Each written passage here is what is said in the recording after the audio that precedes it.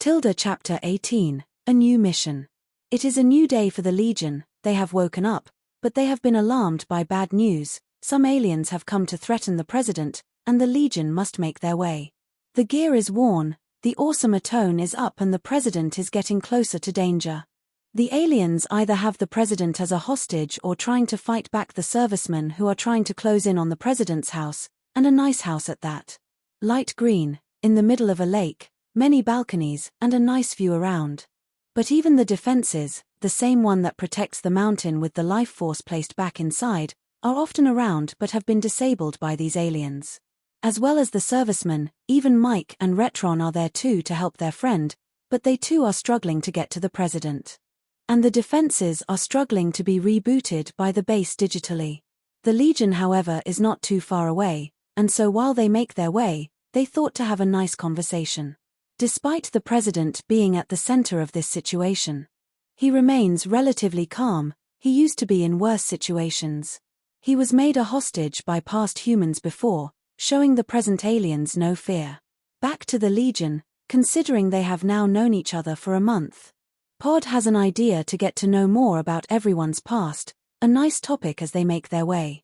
Zami only hints at his past bullying, and Arvin, who can be understood by Pod considering he is the only other animal-like creature around, talking about how he remembers his early memories of being looked after by the Legion.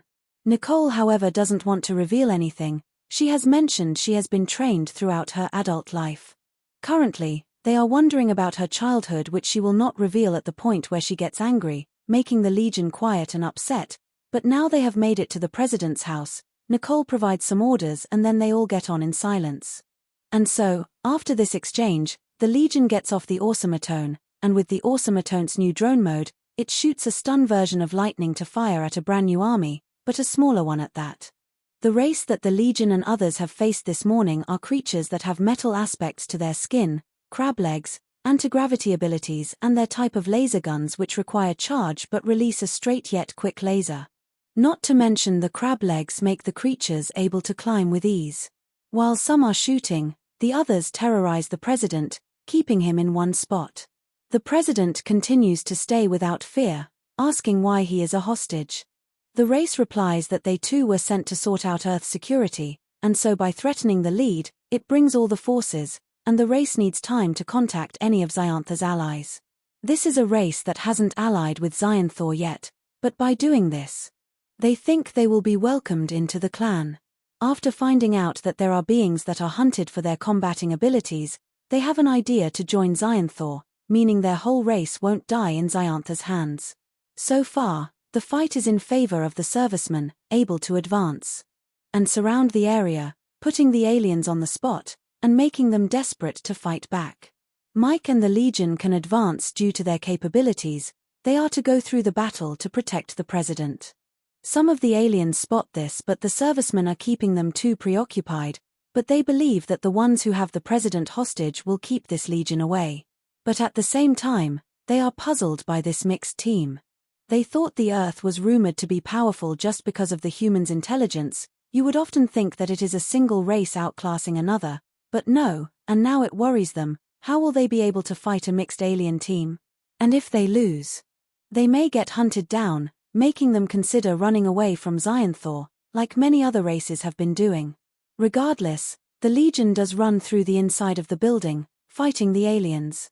But the teamwork is lacking because of the off conversation earlier, making them more individual, but they do make it to the office of the President, making all the aliens focus on the Legion. Zami and Pod fire their projectiles, which gets all 6 aliens in the room.